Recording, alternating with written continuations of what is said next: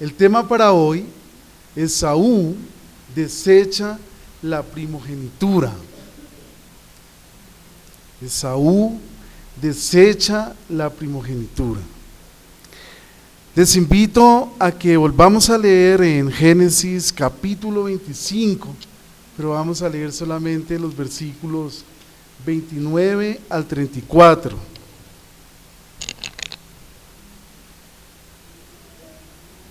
Génesis capítulo 25, 29 al 34.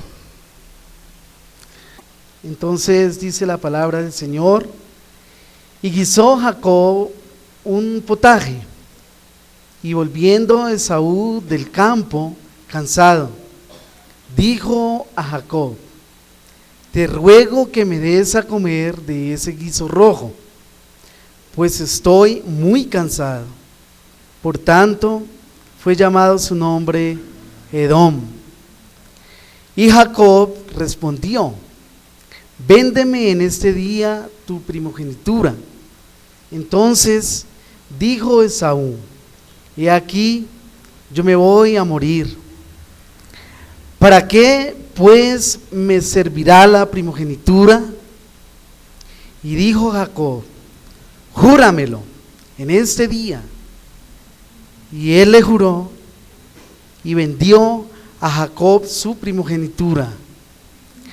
Entonces Jacob dio a Esaú pan y del guisado de las lentejas, y él comió y bebió, y se levantó y se fue. Así menospreció Esaú la primogenitura. Muy bien, vemos en estos versículos un hecho en la vida de los dos nietos de Abraham, Jacob, Esaú y Jacob. Los hermanos fueron mellizos, según miramos aquí en la historia y cuando el hermano Santiago lo leyó. Esaú el primero en salir, y Jacob salió cogido del talón o tobillo del otro, ambos con diferentes cuerpos, personalidades y aspiraciones. El mayor fue lo que se suele decir un muchachote, o sea, nació grande, creo que más de 12 libras, imagínense ustedes, con un cuerpo crecido. Y podemos decir que es algo raro en un bebé, ¿cierto? De ese tamaño. Un muchachote, fornido. Y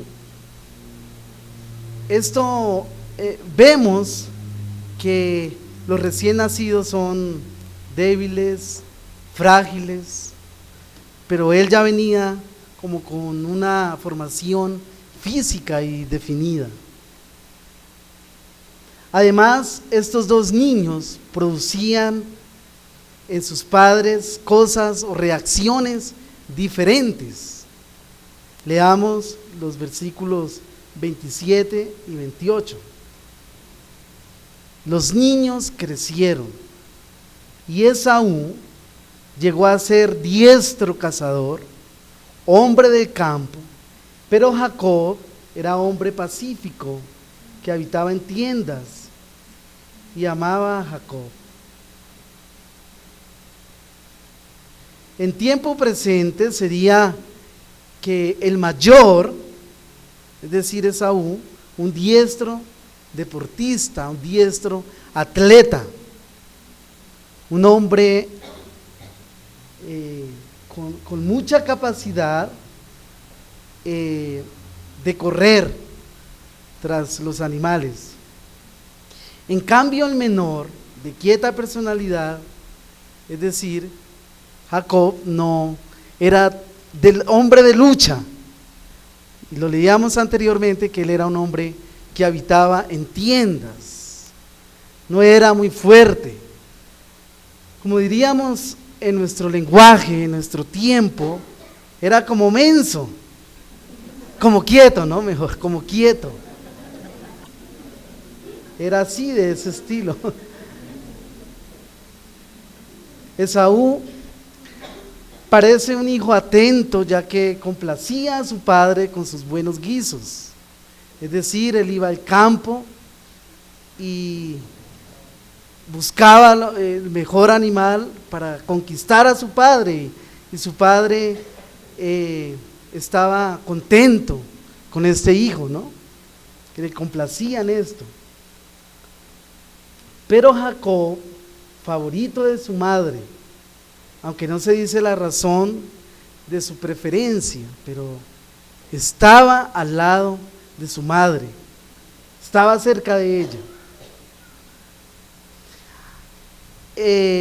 Aprendemos de esto en primera instancia que a quienes amemos han de producir en unos diferentes afectos.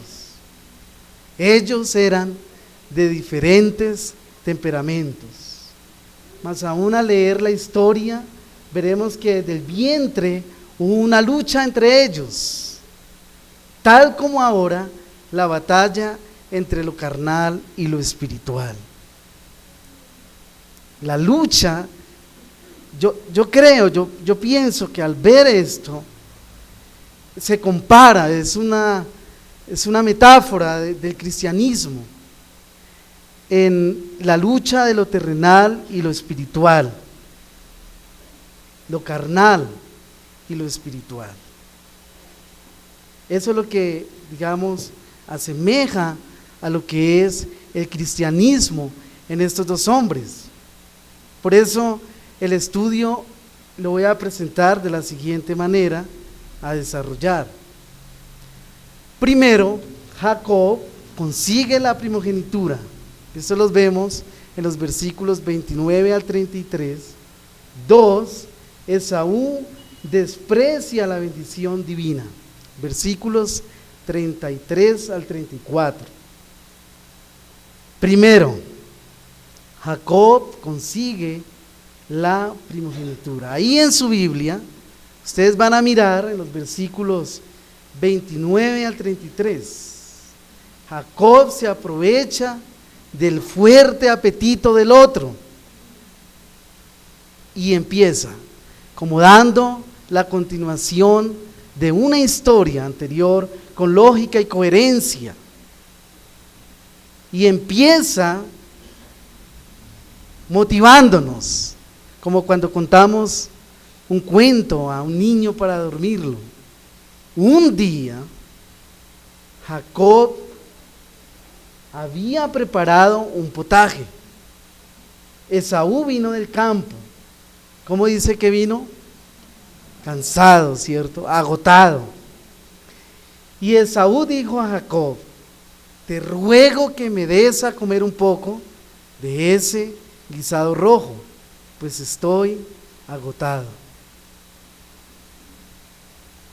Fue un día cualquiera que sucedió esto. Vemos un evento. ¿Cuál evento? Esto, que el uno vendió y el otro compró. Vemos un evento que cambió la vida de esa familia y quizás toda la vida de la raza humana. Al parecer el menor preparó algo para comer, y cuando el mayor lo vio, dijo a Jacob: te ruego, te pido, te suplico que me des. Y es algo inusual aquí, porque siempre en la familia el mayor es el que manda, ¿no? Como el que ruega, pero en este caso no. Y Jacob respeta a su hermano mayor también, y él le sigue diciendo entonces que le dé de comer, que le dé de esto. Te ruego que me des a comer un poco de ese guisado, pues estoy agotado. Por eso lo llamaron Edom. Ahí lo vemos en el versículo 30. O el Colorado. Así se le llamó a los descendientes de los edomitas también. O la raza de los colorados. Allí Jacob aprovechó la ocasión y tomó ventaja de la necesidad de su hermano. le dijo: véndeme tu primogenitura, del versículo 31. Es como decirle a un creyente fiel y verdadero: deja de ser cristiano. Pero, ¿qué está diciendo, cierto? Diciéndome a mí que deja de ser cristiano. Un creyente hubiese reaccionado aterrorizado sobre esto. Pero la reacción del mayor no denota enojo para nada. No lo vio ofensivo que le pidiera comprar la bendición de Dios. Por el contrario, la solicitud le fue como un beneficio a él. Y volviendo a lo anterior, entonces aquí hay una comparación de lo carnal y lo espiritual. Lo carnal y lo espiritual. Un apetito había en ese momento. Esaú tenía que complacer su estómago. Y para nada ellos tenían o sufrían necesidades económicas. No había una empleada a la mano para él decirle, quizás, en el momento. Le dio pereza llegar y hacer su comida a él mismo. Entonces miramos que nosotros los creyentes a veces cedemos a las tentaciones porque estamos cansados o porque queremos todo ya, inmediatamente. Estamos cansados quizás, y el enemigo se aprovecha de este cansancio o de la carnalidad de nosotros, y muchas veces el creyente también cae en esta trampa. La primogenitura no tenía importancia ni valor en el corazón de Esaú. Para él le fue como ir a una tienda a comprar un helado, un dulce, una chocolatina, y se fue. No tenía importancia.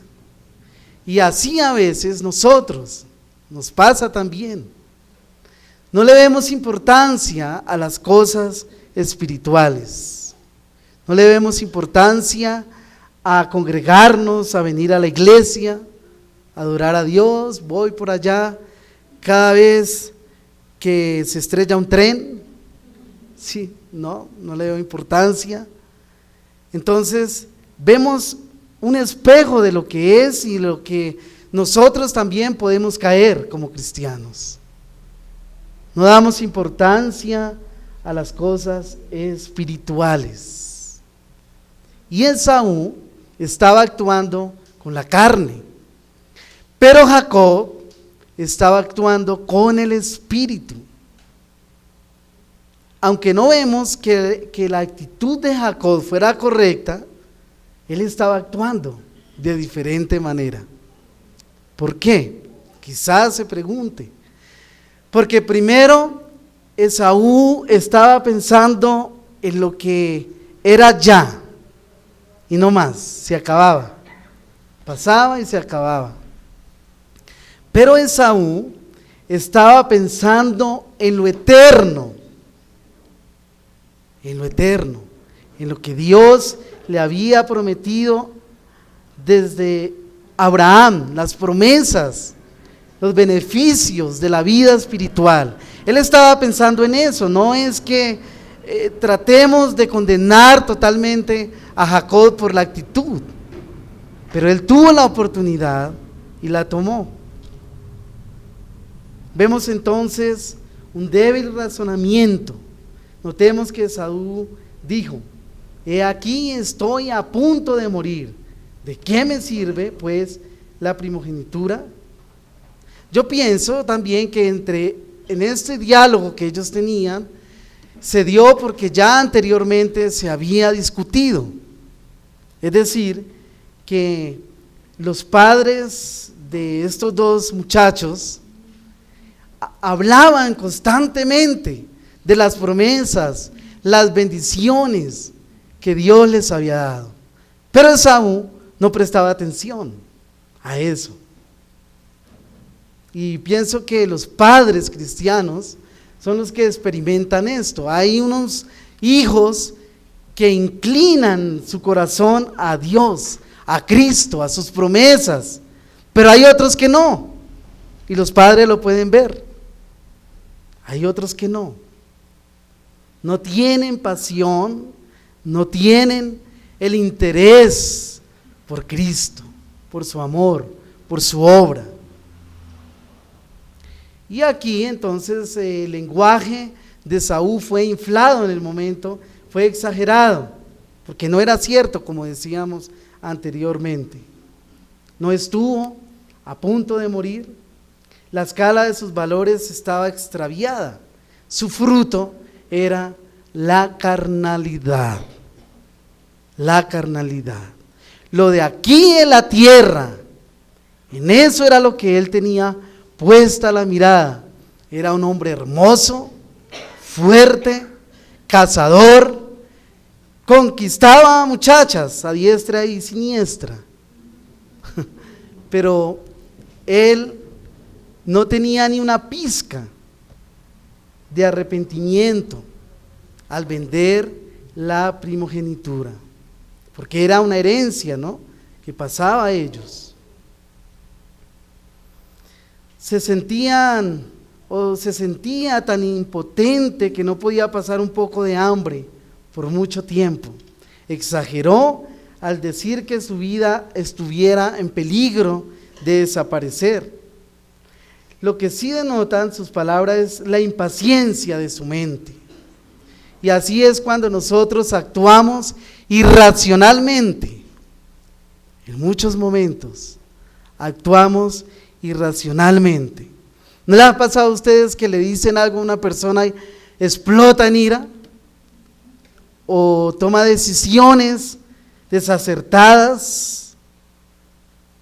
Es decir, que muchas veces pensamos superficialmente. ¿Y qué es superficialmente? Por encima pensamos. Y él lo exageró. La primogenitura para Esaú estaba distante, estaba lejos, pero para Jacob estaba también lejos, pero él miraba con los ojos de la fe, de la promesa. Y muchas veces también somos tentados a decir, bueno, Cristo se demora en venir, entonces yo puedo hacer lo que yo quiera.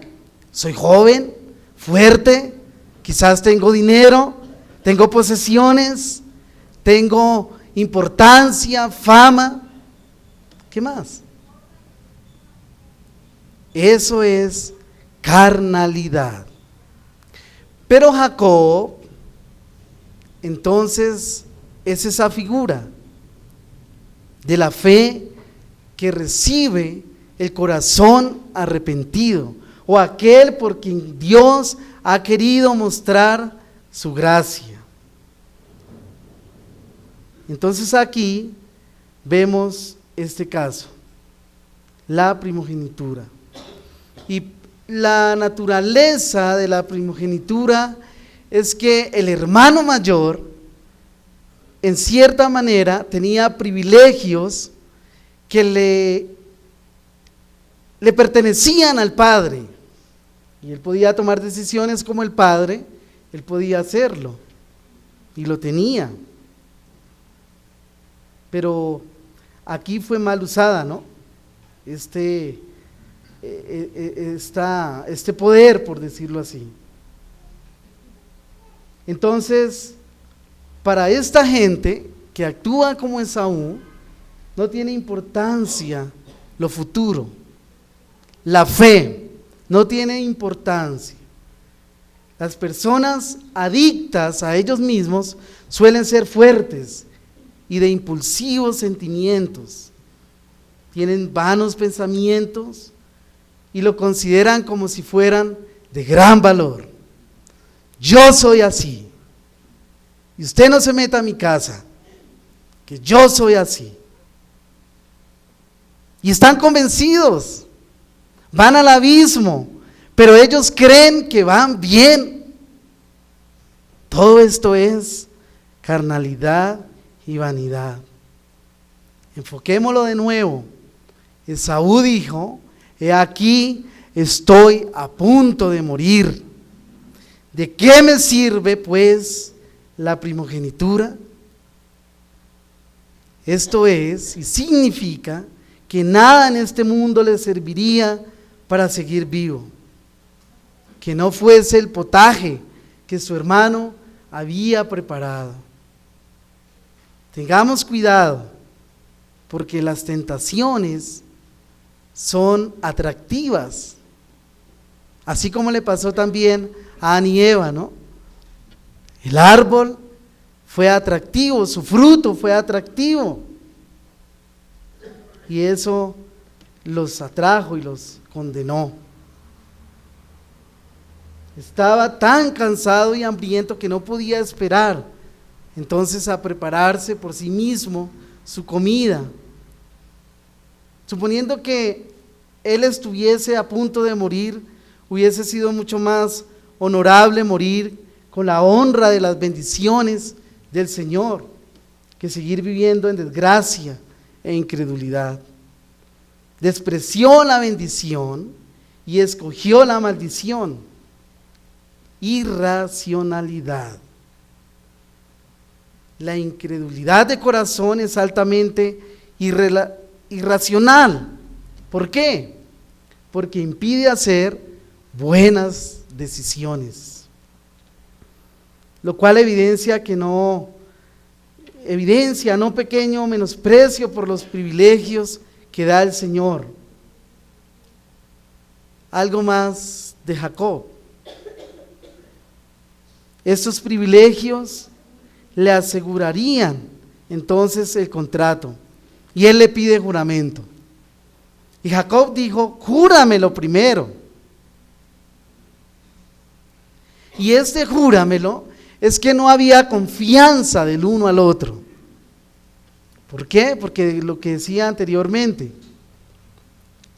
ellos hablaban de una primogenitura, y que esta primogenitura no era material, no era carnal, sino que era espiritual. Y Jacob no tenía confianza en él. Es como decirle yo: hermano, préstame 500,000 pesos. Y el otro me responde: llévelos y me los paga cuando pueda. Es porque hay una confianza. Pero aquí no. Dice: júramelo primero. Y él se lo juró y vendió su primogenitura a Jacob. Entonces Jacob dio a Esaú pan y guisado de lentejas, y él comió y bebió. Versículo 33.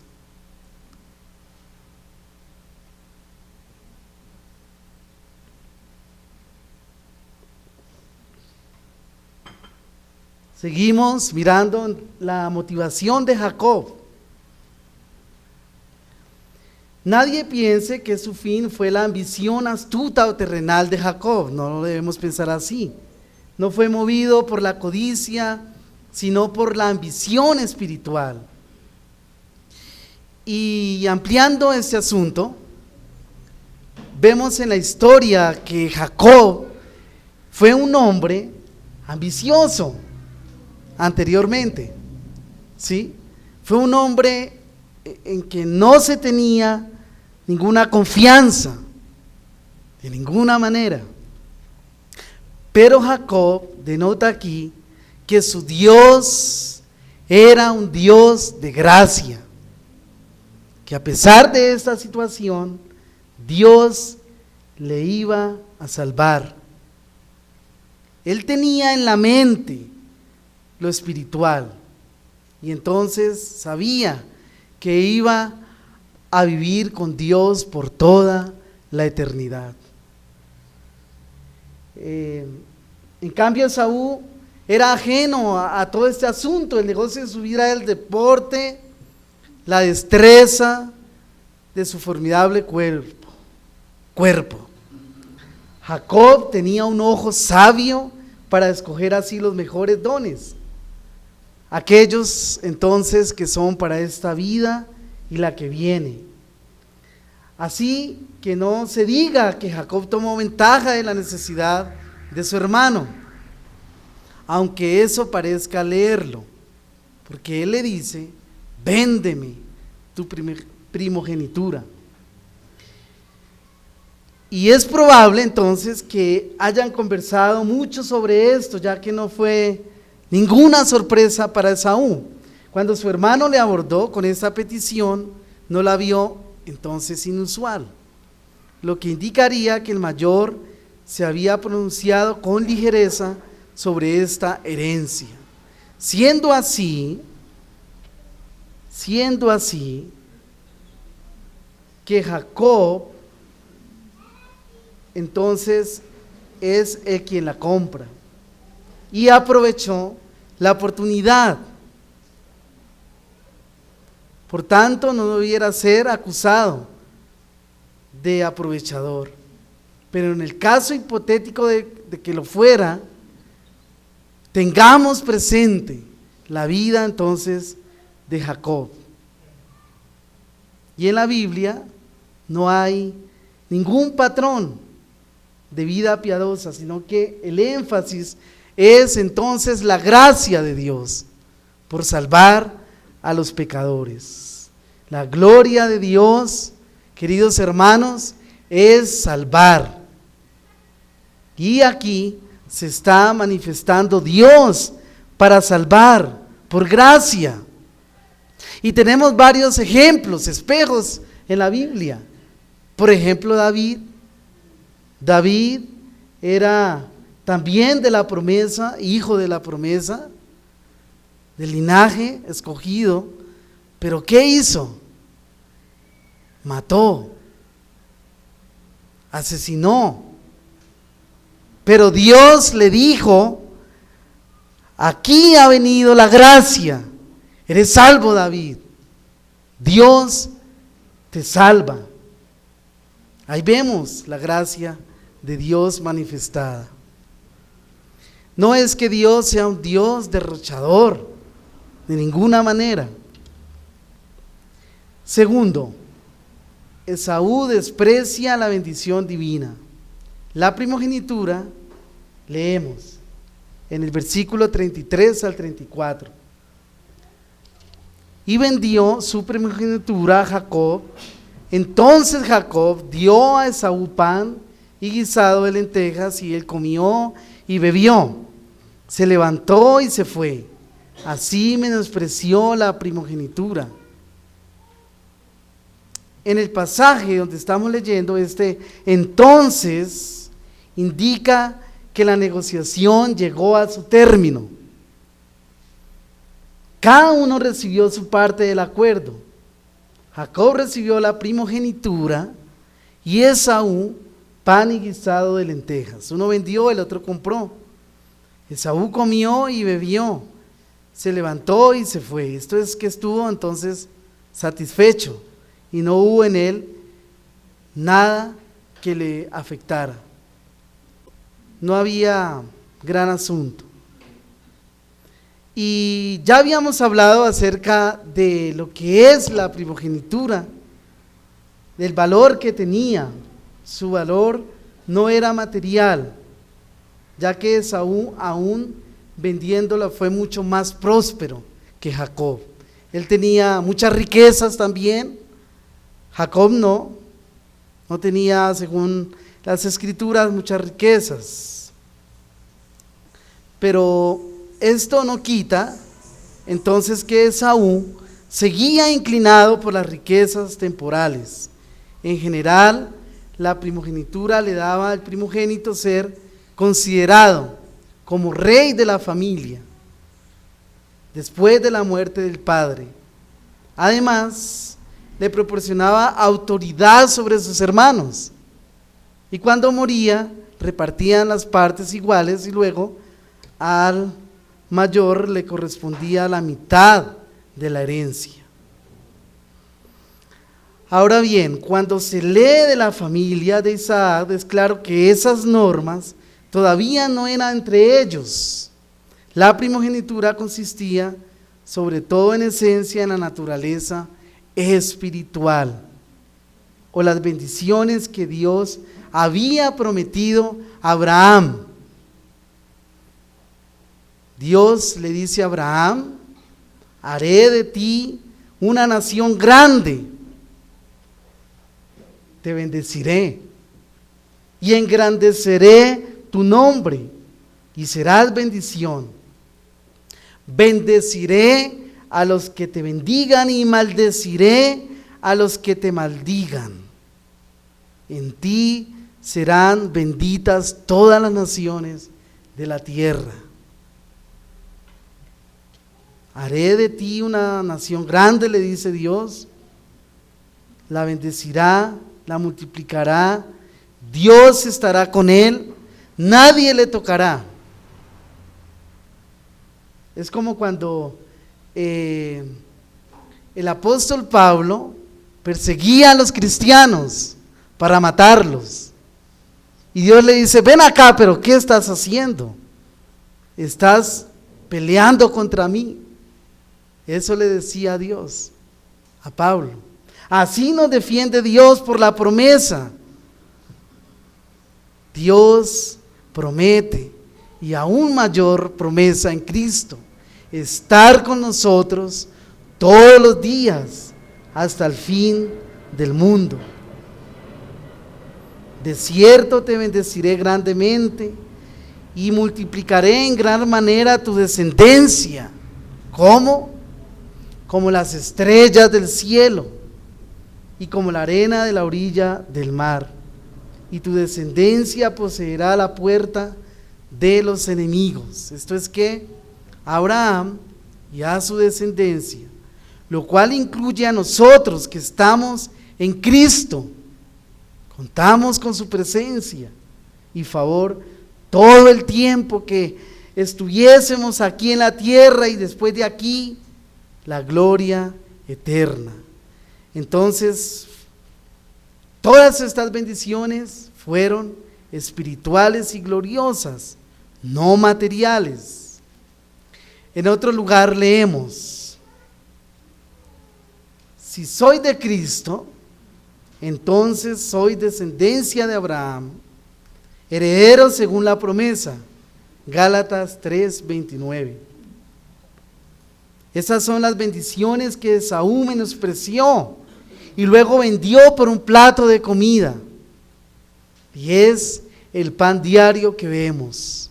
Predicamos a Cristo, la gente lo rechaza. Y Cristo habla, trae al uno, al otro, y habla. Pero muchos le desprecian. Pero un día, ellos verán las consecuencias. Aquellos que desechan a Cristo, que lo desprecian, no son amigos de estas bendiciones, son totalmente carnales. Miremos Romanos capítulo 8, versículo 5. Bueno, realmente todo el capítulo nos habla acerca de unas situaciones en el hombre,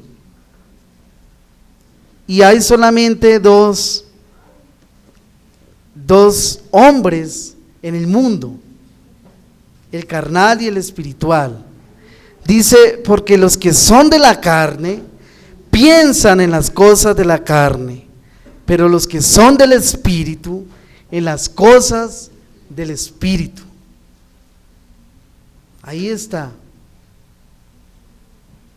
Pensamos así, actuamos en toda situación, en toda circunstancia con nuestra mente carnal, o vamos a Cristo y decimos: no puedo solo, ayúdame, Señor.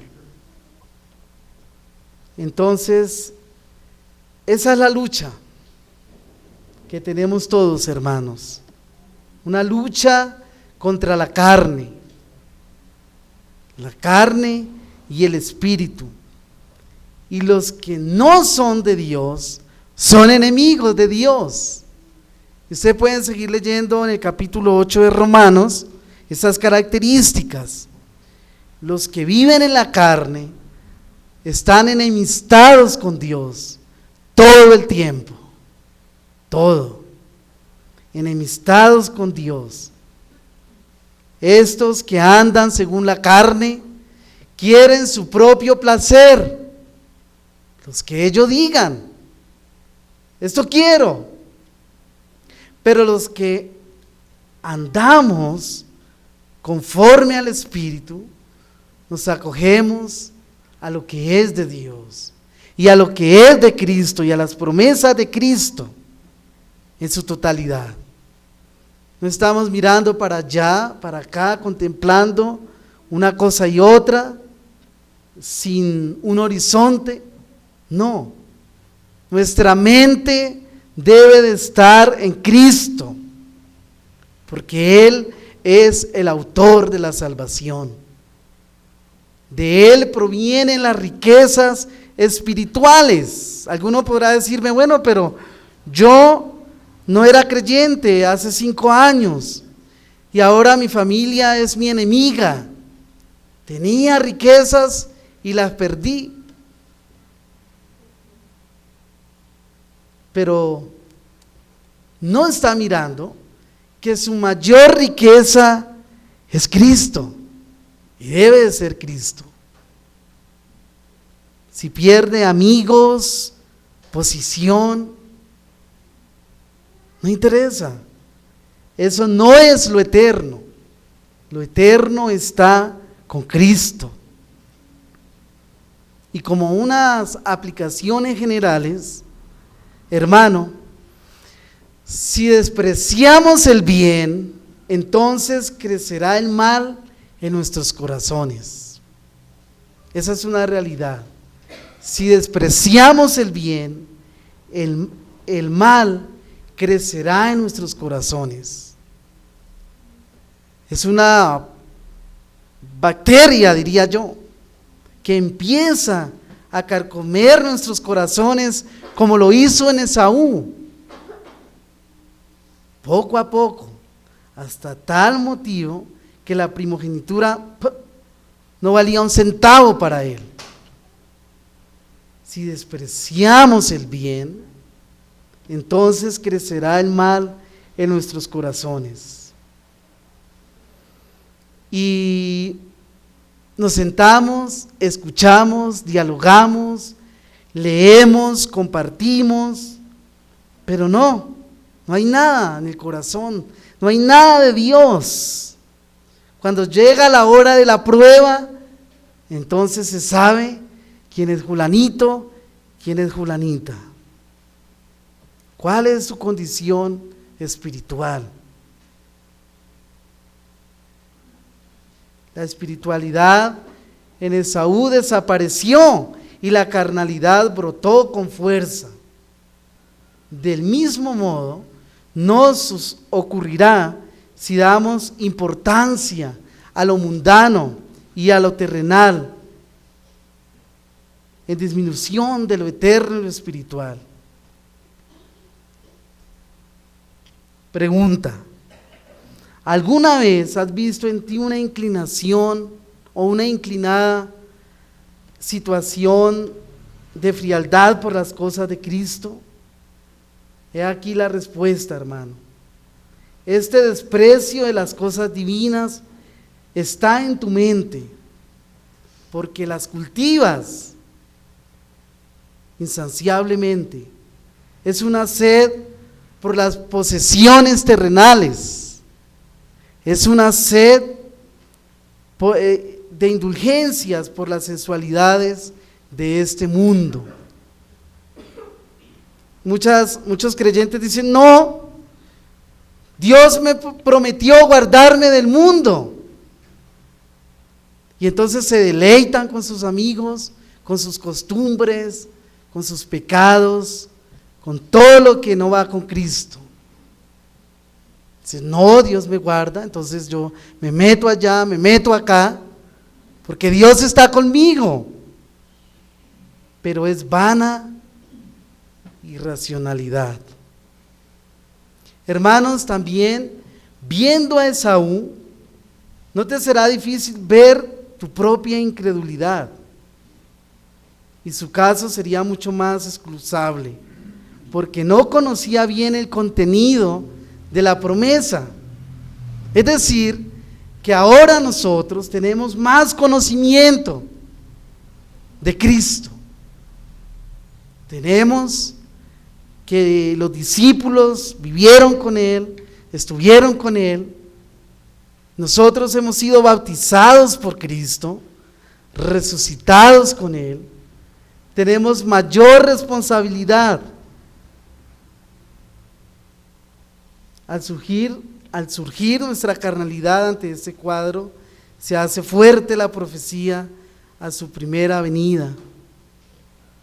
¿Quién ha creído a su mensaje? Creció delante de él como renuevo, tierno, como raíz de tierra seca. No tiene aspecto hermoso ni majestad para que le miremos, ni apariencia para que le deseemos. Fue despreciado y desechado de los hombres. Isaías 53, 1 al 3. Aquí donde ustedes me ven, tengo una corbata, estoy limpio, aceptable, ¿verdad? Pero Cristo fue desechado. Fue desechado. ¿Saben quién fue el único que le aceptó a Cristo? Pedro. Pedro le dijo, tú eres el Hijo de Dios. Pero ¿sabe por qué se lo dijo? Porque el Espíritu Santo vino a él. Por eso, porque si no, no lo hubiera hecho. Que cuando Cristo, queridos hermanos, fue despreciado como Esaú, cuando vendió la primogenitura, estamos actuando en la carne. Cuando desechemos el consejo, ¿cierto? Un consejo, una predicación, no le demos importancia, le estamos desechando a Cristo. Querido hermano, con urgencia te digo que pongas atención a lo que Él te ofrece, riquezas espirituales. Él te ofrece perdón de pecados, te ofrece borrar todas tus rebeliones, borrón y cuenta nueva, todas. Da vida, gloria eterna, felicidad celestial para siempre, y con Él nosotros, tú y yo, nunca veremos muerte. Juan 10:10. Por tanto te ruego que no lo menosprecies así. Él dice, el ladrón solo viene para robar y matar y destruir. Yo he venido para que tengan vida y para que la tengan en abundancia. Y por último, si hay alguien aquí que ha pospuesto, si cabe decirlo así, el llamado de Dios, o dice, no, mejor espéreme que voy a tal parte o voy a hacer tal cosa, te suplico que no menosprecie las bendiciones de salvación que Cristo te ofrece hoy. Como hemos visto, Esaú despreció la primogenitura, pero después, porque siempre viene un después, que la providencia lo visitó. Hebreos 12:17. No lo busquen, yo lo leo. Dice, cuando quiso heredar la bendición, fue rechazado, pues no halló ocasión para el arrepentimiento, aunque la buscó con lágrimas. Querido amigo, vendrá el tiempo en que tú buscarás y no hallarás, porque has despreciado, pisoteado en nombre de Cristo. Ya era un hombre viejo y quiso procurarlo con lágrimas. Esto era o es que lloró una y otra vez. Por eso es mi ruego, que no sea así contigo, no seas otro Esaú. Porque la palabra de Dios dice, por tanto, arrepentíos y convertíos para que vuestros pecados sean borrados. Hechos 3:19. Amén. Oremos.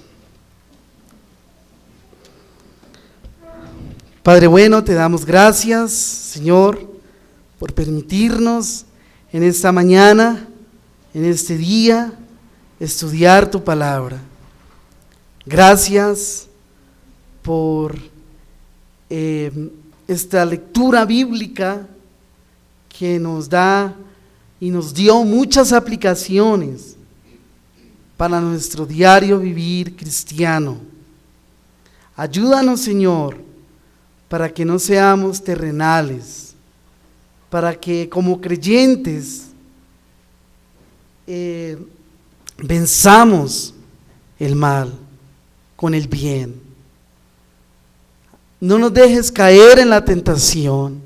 Danos una mente que tenga por sentado que Cristo es nuestra única esperanza, nuestro Salvador. No permitas que actuemos a la ligera, sin cordura, sin pensar antes de hablar quizás.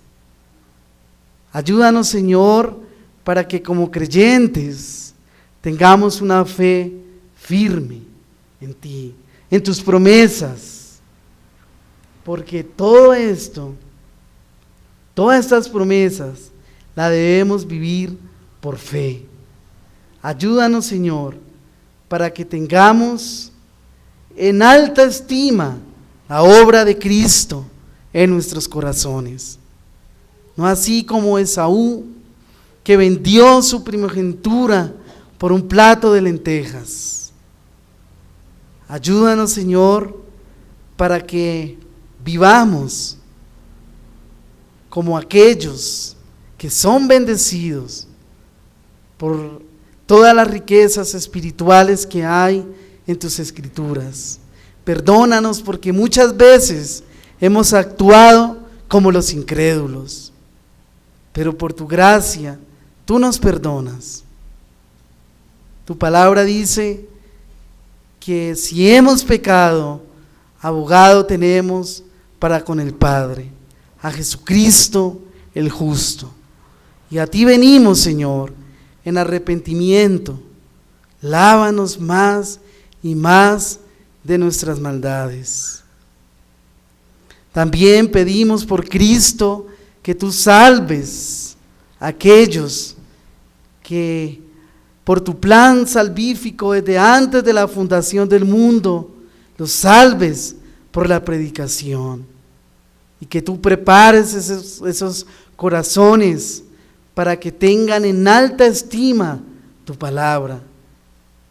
Gracias, Señor, porque tú eres bueno y tu misericordia es para siempre. En el nombre de Cristo Jesús oramos en acciones de gracias. Amén.